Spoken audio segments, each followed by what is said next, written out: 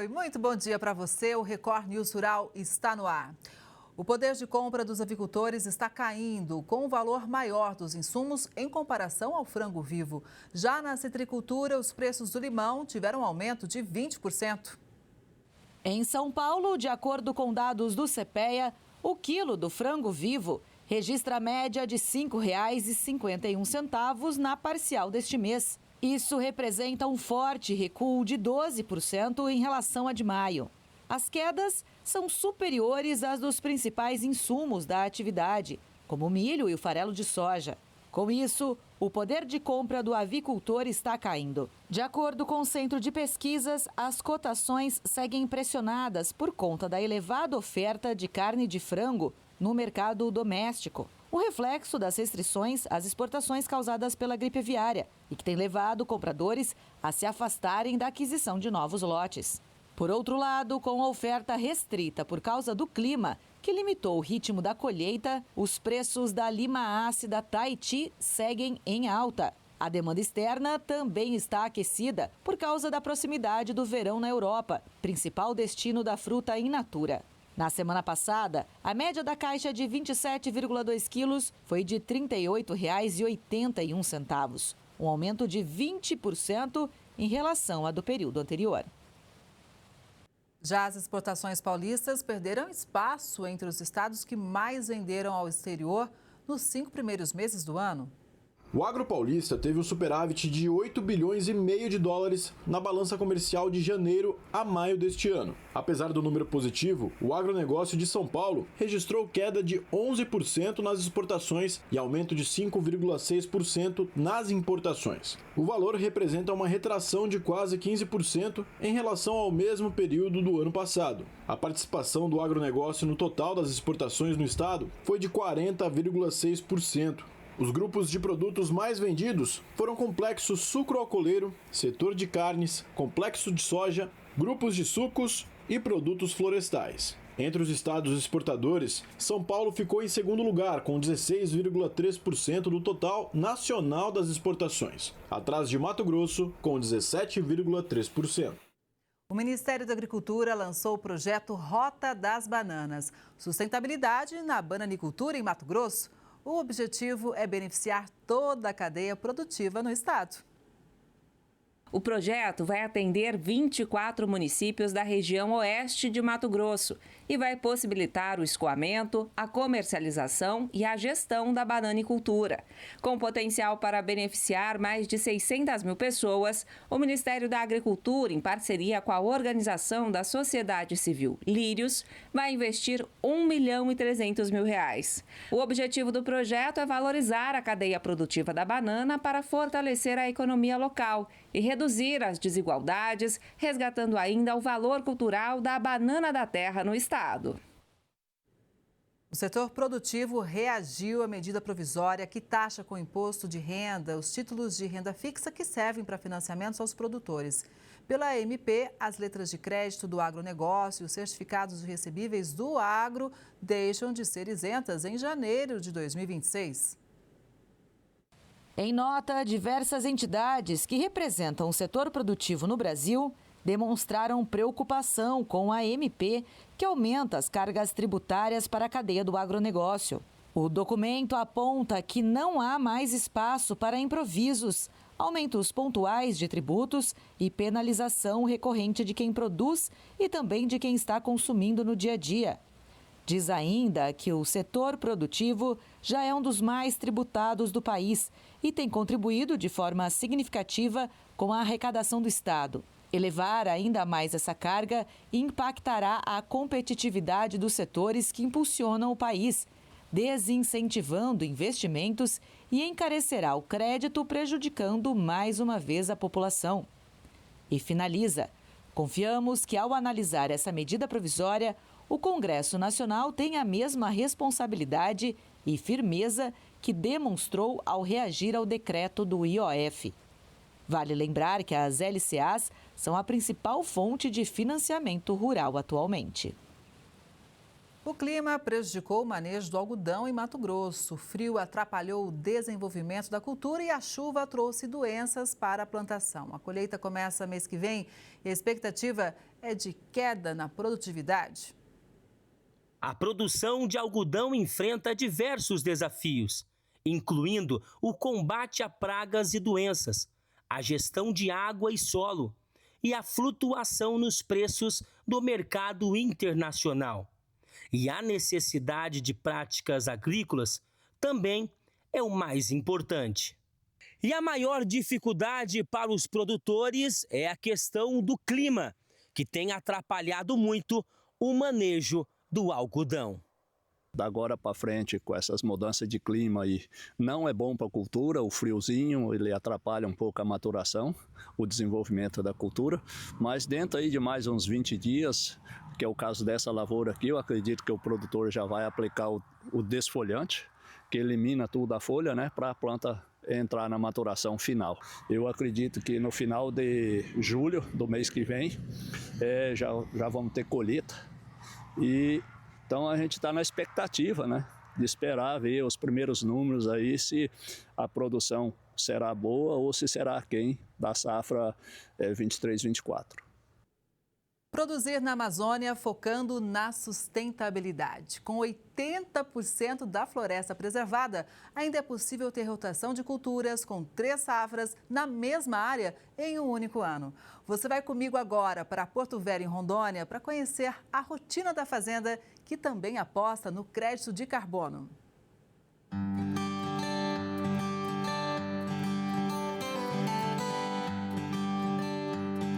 Dos 8.700 hectares da fazenda, 600 são usados para a produção de grãos, com a integração lavoura-pecuária.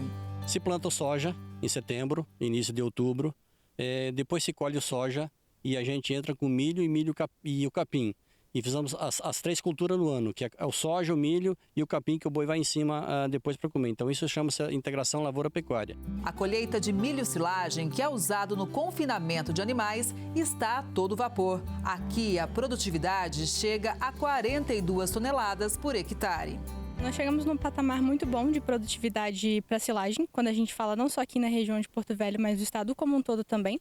Aqui na fazenda, os talhões eles são avaliados 1 a 1, onde a gente entra diretamente no meio do talhão mesmo, coleta vários pontos de amostra, onde a gente pesa a planta por inteiro e faz outros cálculos de estimativa, para que no final a gente consiga determinar não só a produtividade por talhão, mas a produtividade da fazenda como um todo também. Tudo é consumido na própria fazenda, que tem cerca de 10.000 cabeças de boi por ano. Os animais são recriados a pasto e, em seguida, vão para o confinamento. A gente trabalha hoje com um sistema de gestão de um aplicativo que faz o controle desde o nascimento dos animais. Então a gente tem uma outra fazenda onde produz esse bezerro lá. Quando ele é desmamado, ele vem para essa fazenda aqui onde ele é recriado. Então a partir do momento que ele nasce, ele recebe uma identificação com um boto eletrônico, como a gente acabou de ver ali, e também uma identificação usual com marca a fogo. Se ele, por uma eventualidade, ele chegar a perder esse botão de identificação, a gente visualiza a imagem dele lá com uma marcação usual e a gente não vem a evitar de perder essa identificação. Então ali vai estar registrado todas as informações dele, a mãe, o pai, peso de nascimento, as vacinas que foram feitas, a idade que ele vai vir para a recria. O manejo de pastagem é constante e a operação de trato dos animais no confinamento é automatizada. Além do controle que a gente faz dos manejos de curral, de retirada do lote, no dia do embarque desse animal também, a gente tem esse controle na gestão do trato, para evitar os desperdícios, para a gente ter um melhor controle. Então, quando o caminhão tratador, que ele passa 4 vezes durante o dia na mesma baia, pela manhã é feita uma leitura de coxo, é ajustado o consumo desse animal, conforme o peso dele é reajustado pelo consumo do dia anterior, e ali o caminhão ele vai fazer esse trato. Quando o caminhão tratador ele chega próximo da baia que tem essa tag, ele tem uma balança, uma antena que vai fazer a leitura dessa tag e vai dizer quanto que o operador tem que despejar de dieta nesse coxo naquele trato. Isso vai aumentar, vai reduzir os índices de perda e vai facilitar que a gente tenha um melhor controle, uma melhor gestão. A fazenda, que fica em Porto Velho, é jovem. A primeira produção foi em 2019. A propriedade já nasceu com o DNA para a preservação ambiental. Um dos projetos é o Rio Madeira, que tem o foco no crédito de carbono. É um projeto que nasceu há 3 anos atrás, trabalhamos muito árduo, duro, para que isso acontecesse. E hoje a questão ambiental pega muito. E o nosso projeto relacionado a isso está aproveitando a nossa mata que nós temos em pé hoje, 20 mil hectares de mata que são projetos de crédito de carbono dentro do nosso grupo empresarial. E não é só você preservar a floresta, mas nós trabalhamos também com um percentual de retorno disso, ajudando as comunidades no entorno, as escolas, as comunidades ribeirinhas, dando apoio financeiro para esse pessoal, com estrutura de escolas, com internet, sempre lembrando que esse projeto de carbono nós temos que manter a floresta por 30 anos em pé. E temos já um segundo contrato a ser assinado para nós mantermos a floresta por 100 anos em pé. Produzir com sustentabilidade é o único caminho. 80% da área de floresta tem que estar preservada. Para ter a produção em larga escala, tem que respeitar o ecossistema. Com isso, é possível ter 3 safras na mesma área em um único ano. O que acontece? Se planta soja, nós colhemos o soja e após isso nós plantamos o milho e o capim, que é essa área que está aos fundos nossos aqui, que vocês estão vendo. E após colher o milho, a gente coloca o boi para comer o capim. E ao fundo a mata, que é da preservação ambiental das APPs, porque aqui nós temos um rio e nós temos que preservar a floresta. Isso que eu falo, temos que trabalhar, produzir e preservar. Esse é o nosso lema, cuidar da floresta para as futuras gerações. E para cuidar bem de tudo isso, o grupo de proprietários, que tem outras 6 fazendas, focou num tema estratégico, a sucessão familiar. O nosso grupo vem com uma ênfase de trazer a sucessão dos nossos filhos para dentro do nosso negócio. Só que para isso acontecer, nós temos uma série de regras que tem que se obedecer. O sucessor, para vir trabalhar dentro do grupo nosso hoje, ele tem que pelo menos falar 3 línguas, ser formado em pelo menos 2 faculdades, e após isso ele vem para dentro do negócio para disputar uma vaga de trabalho. Ele não vem porque ele é o próprio dono, mas pensando nisso a gente quer permanecer no negócio com a nossa geração, para que isso aconteça da melhor forma possível. Logicamente que foi um trabalho muito árduo, que começou lá atrás, com consultoria, etc. Mas nós pensamos nisso visando que os nossos meninos, os nossos filhos venham para prosseguir com o nosso negócio como um todo, porque produzir na Amazônia é para poucos. E a futura geração já sabe da importância de áreas como essa. A fazenda tem licença ambiental para usar a água do rio que passa pela propriedade cercada pela floresta. E qual é o sentimento de quem foi pioneiro? É bem gratificante você ver o resultado de um trabalho árduo começado anos atrás, há 40 anos atrás, e nós chegar nesse estágio de produção. Logicamente que nós aprendemos todos os dias. E cada dia nós estamos melhorando o nosso ranking de produção e sempre trabalhando visando a sustentabilidade. Para você pessoalmente, é a realização de um sonho? Com certeza, com certeza. É a realização de um sonho. Espero que a minha filha que está dentro do agronegócio conosco hoje dê continuidade a isso aí para ser perene por muito, muito tempo.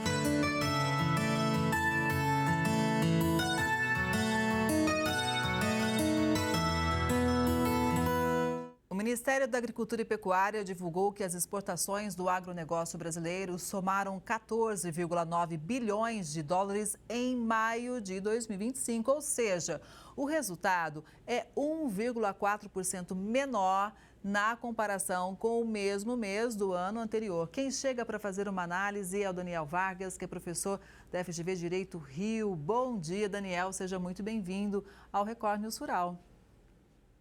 Olá, Kelly, um prazer falar com você. Prazer o nosso também, sempre. Para a gente entender primeiro em relação a maio, por que desse desempenho levemente menor? Teve relação com a gripe aviária? Olha, Kelly, nós estamos vivendo um momento de turbulência no mundo, não é?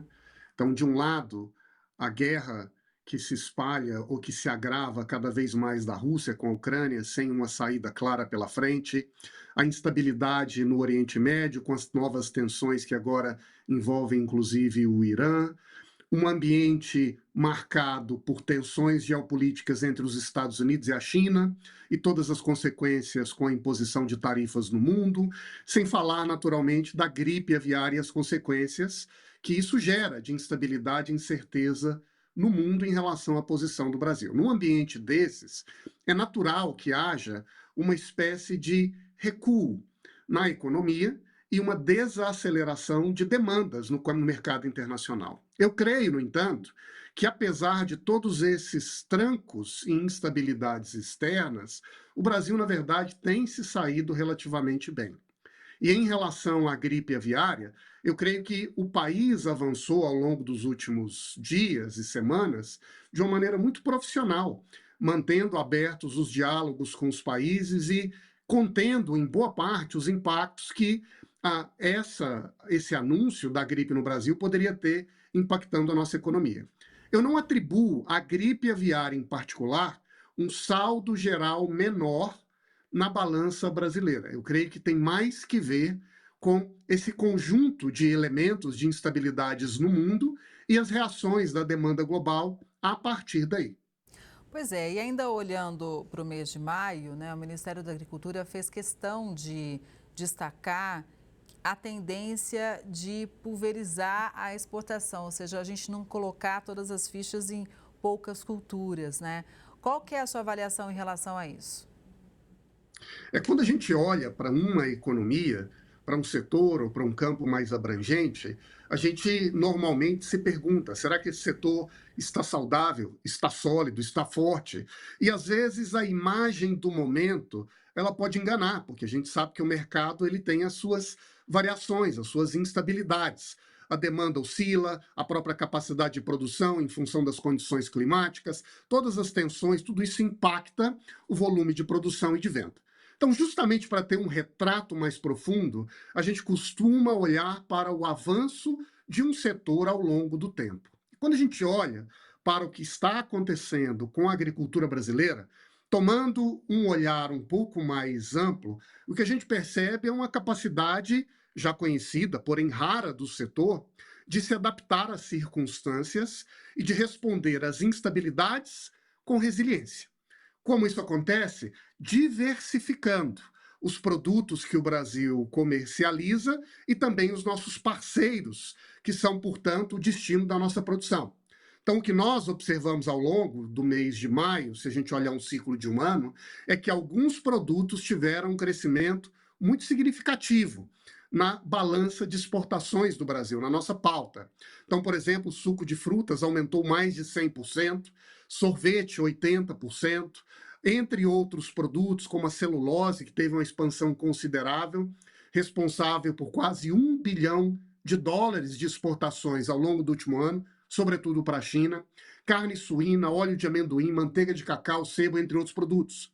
Todos produtos que passaram a ter uma participação maior na nossa pauta, fazendo assim com que o setor e a economia brasileira se diversifiquem cada vez mais e, a partir daí, também neutralizem ou reduzam a sua exposição a essas instabilidades. Ao mesmo tempo, ao longo dos últimos anos, nós tivemos no país a abertura de quase 400 novos pontos de comércio, que são feitos com países no mundo, em particular na Ásia, mas também de outros continentes, também mostrando a pujança e capacidade do Brasil de comercializar não só com um país, como, por exemplo, faz o México, que em grande medida é um apêndice da economia americana, mas com vários continentes e não só um produto, mas uma cesta variada de produtos, o que dá à economia e ao agro em particular essa sua resiliência de se adaptar e passar por crises sem ser abatidas por elas. Pois é, ainda pegando esse seu gancho, que eu acho muito importante, ou seja, a gente sabe da importância da China para a gente, a China é a principal parceira comercial. Em relação ao açúcar, por exemplo, está vendo que só o aumento do açúcar de exportação para a China aumentou mais de 354, né, mais ou menos 354%. Então, mas é preciso, sim, continuar nessa abertura de mercados, né? Porque, obviamente, a China é um país gigante, é um comprador muito importante, difícil substituir a altura, assim como os Estados Unidos, mas é importante que o Brasil continue abrindo mercado sempre, né? Com certeza, Kelly. Mas eu acho também muito importante a gente compreender a natureza do nosso comércio internacional. Então, eu fiz uma comparação com o México, que tem quase que 80% daquilo que ele produz e vende destinado a um único país, os Estados Unidos. Olha a realidade brasileira. Nós, hoje, vendemos para a China em torno de 28% daquilo que a gente exporta. É muito, mas talvez não seja tanto como em outros países ou em outras circunstâncias. Com a Europa, 14% mais ou menos daquilo que a gente exporta. Com os Estados Unidos, 12%. Com a América Latina, 10%. 6% desse montante total para a Argentina.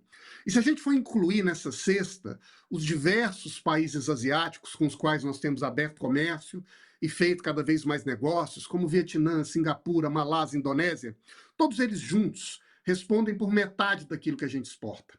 Então, se a gente olha para essa cesta de países que fazem negócios para o Brasil, o que fica claro é que nós já somos um país que tem uma diversificação comercial significativa. É claro que a presença da China, com 28% das exportações brasileiras, é um sinal amarelo que pede da gente cada vez mais atenção, cuidado, para buscar diversificar o nosso pool de parceiros comerciais, o que também tem sido feito com os esforços organizados, não só da diplomacia econômica brasileira, mas das próprias empresas. E tudo isso, em última análise, contribui para fazer com que o Brasil não viva, como viveu no passado, ao longo da nossa história, crises que são funções de choques de demanda que acabam muitas vezes expondo a economia, reduzindo a nossa capacidade de exportar, diminuindo o dinheiro que entra aqui dentro e, a partir daí, também criando obstáculos para as nossas importações, com impacto, eventualmente, na própria inflação. Hoje, o Brasil está relativamente bem na sua pauta comercial, mas sempre é importante, à medida em que a tensão internacional avança, que nós também, de uma maneira precavida, avancemos nessa direção de diversificar produtos e parceiros, para assim também nos dar cada vez mais estabilidade, confiança e segurança de que caminharemos bem no futuro. Daniel, vamos agora dar uma ampliada no período. A gente falou de maio, mas agora vamos falar dos 4 primeiros meses do ano, porque o levantamento do CPEA divulgado há alguns dias, recentemente, mostra que a gente conseguiu ainda aumentar o faturamento, apesar da questão de tarifas, né, da guerra comercial. Então, claro, muito se deve também ao câmbio. Eu acho que aqui sempre existe um conjunto de variáveis que entram nesse jogo. Uma delas, naturalmente, é o câmbio. A outra são as oscilações de demanda de momento. Não é? Por exemplo, com a soja, a tendência de, em um primeiro semestre, a soja do Sul, em particular do Brasil, atender maior demanda da China. No segundo semestre, uma tendência de buscar a soja que é produzida no mundo temperado, em particular nos Estados Unidos, que apesar da crise agora começa a perder um pouco de espaço. Mas eu creio que tem acontecido agora nesses últimos meses é uma posição sólida do Brasil de, com a sua diplomacia econômica e também com a ação das suas empresas, conseguir abrir novos mercados e penetrar esse espaço econômico com novos produtos.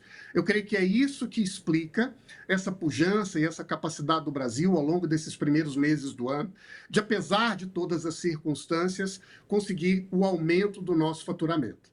Também é verdade, como você mencionou, Kelly, que o fato do nosso câmbio ter passado por oscilações, e em determinado momento ele ter uma desvalorização um pouquinho maior do que outras moedas, aumenta a nossa competitividade e amplia também a nossa capacidade de arrecadação. A soja sai daqui, o produto do agro sai daqui, há um câmbio mais favorável e, naturalmente, as divisas que a gente recebe também aumentam. Vamos olhar um pouquinho para frente agora, Daniel. O que a gente pode esperar, né? Porque a gente ainda vive um cenário muito desafiador e, como você tem mostrado aqui para nós, são vários fatores que influenciam, né, nos negócios. A gente vive um momento de tensão, né, escalada da tensão no Oriente Médio, que também é um mercado importante aqui para o Brasil. O que a gente pode esperar daqui para frente? Como que o Brasil entra nesse cenário, uma vez que nós somos muito fortes, né? Nós somos líderes de exportação de vários produtos do agro. Eu acho que o momento, Kelly, é um momento de cautela. E existem aqui 3 razões para essa cautela. A primeira delas é que a própria capacidade brasileira de financiar o próximo ciclo produtivo do agro, neste momento, está dificultada em função de taxas de juros muito elevadas, que naturalmente tornam mais difícil o acesso ao crédito público, mas também ao crédito privado.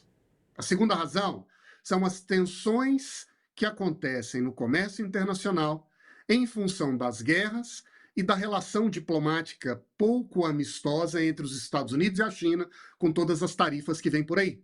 A gente sabe que toda ação econômica gera reações em cascata, e o mercado ainda está tentando assimilar, internalizar os impactos dessas renegociações tarifárias, combinados com as guerras que acontecem pelo mundo, na organização da cadeia de alimentos e nas demandas para esse mercado no futuro. E a terceira é que essas tensões políticas que também acontecem no Brasil acabam também gerando um pouco de ansiedade, de dúvida sobre o que vai acontecer amanhã. Será que o agro brasileiro será tratado com a devida prioridade e será, então, reconhecido como uma base fundamental para garantir a estabilidade e o avanço da nossa economia? Ou nós vamos começar a tributar, a impor limites, restrições que, diante dos desafios que o mundo vive, acabam se acumulando e prejudicando a capacidade do setor de continuar a avançar? Então, seja em função da demanda internacional, do crédito brasileiro ou das tensões políticas, o momento ao longo do próximo ano é de alerta, de cautela, de cuidado, mas sempre sabendo que as bases da nossa capacidade de produção têm a sua história, têm a sua força e vão passar por esse momento duro. E agora gostaria muito de pegar essa última frase sua, as bases da capacidade de produção. Porque a gente sabe que tem muito desafio da porteira para dentro, né? Seja com clima, seja com financiamento, acesso ao crédito. Mas, por exemplo, nós somos muito fortes em relação ao café, suco de laranja, para a gente citar 2 produtos aqui.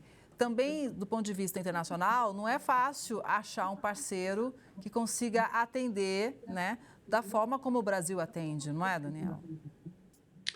Um mercado, um comércio é uma via de mão dupla.